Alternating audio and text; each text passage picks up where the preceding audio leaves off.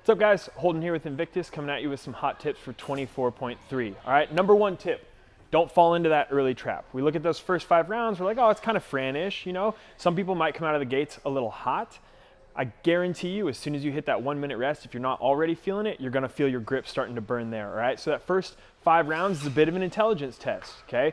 Don't come out of the gates too hot because you've got a heavier bar and a higher skill coming up after that. Tip number 2, find ways to save your grips, whether that's relaxing your forearm or your hands a little bit on the thrusters, making sure that your gymnastics grips are getting a good lock on the bar, making sure you've got a little bit of chalk. It's okay to take a little bit of time to chalk your hands so that you're not slipping and straining your forearms even more, okay?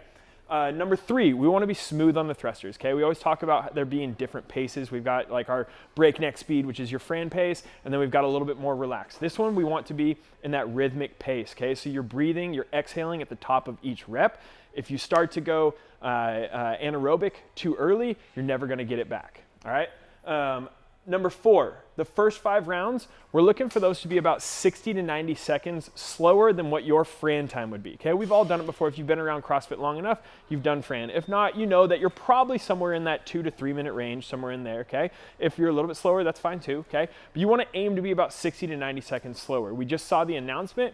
We saw a couple folks looked like they went out a little too hot. They were probably in that 40 to 45 seconds, maybe a little bit faster or a little bit longer than their Fran time, but then we saw like 7 minutes on that back portion, right? So what is this workout going to come down to? It's going to come down to those 5 rounds of 7 heavy thrusters and 7 bar muscle ups. Tip number 5, a break on the bar muscle ups is almost always going to be longer than a break on the thrusters. I know it's a little bit heavier of a barbell, but your likelihood of picking the barbell up is going to be sooner than if you were to break on the bar muscle ups, right? You're gonna end up staring at the pull-up bar if you're having to break there. So if you have to break the thrusters in order to hit bigger chunks on those bar muscle ups, go for it, all right? Bonus tip, don't crash and burn. Like I talked about earlier, that first 5 rounds is gonna be a trap. You come out of the gates too hot, you're never gonna get it back for those final 5 rounds, okay? We're essentially using those first 5 rounds as a buy-in, but the workout is really, really going to be those final 5 rounds with the heavier bar and higher skills.